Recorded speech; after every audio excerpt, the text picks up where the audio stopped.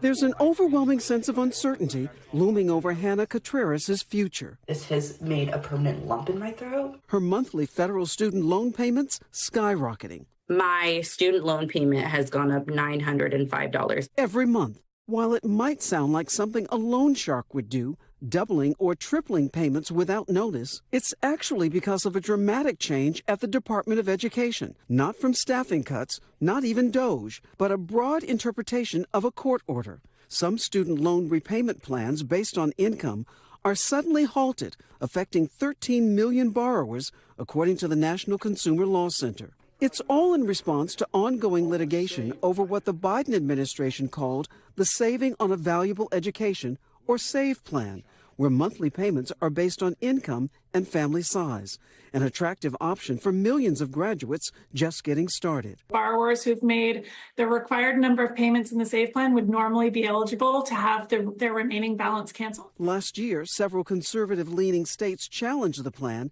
saying it would require spending up to $475 billion not authorized by Congress. And a recent temporary order by the Eighth Circuit Court in Missouri broadened the scope of the case to some other income-based plans, too.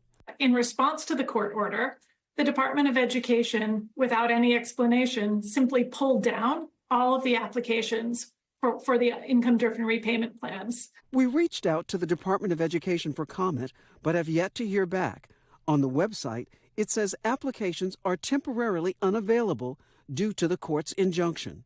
Consumer law experts like Abby Safroth say the DOE is going further than it needs to. It could keep allowing borrowers to apply for and to stay in the other plans. Now Contreras, with her monthly payments soaring and no increase in salary, is trying to figure out what's next. I did everything I was supposed to so that I could be in the desk I'm in right now.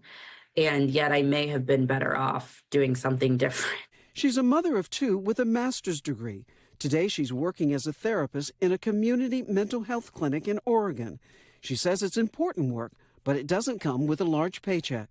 I can pay the loans. I never said I couldn't pay them. I just said I need to be able to do it in the ways we were told when we were 18 that we would be able to. Contreras and many more looking for clarity as their options seem narrower than ever.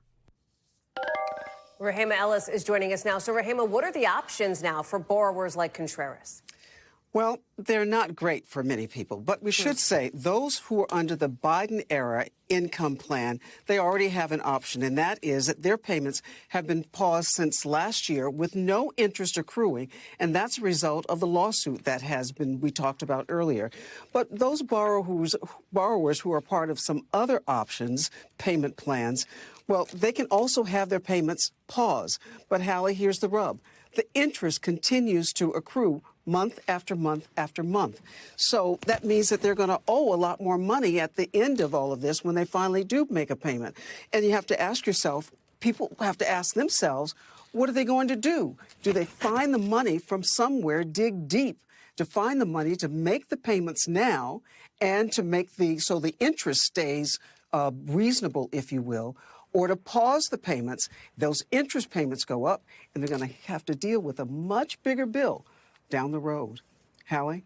Rehema Ellis, thank you very much for that reporting. Thanks for watching. Stay updated about breaking news and top stories on the NBC News app or follow us on social media.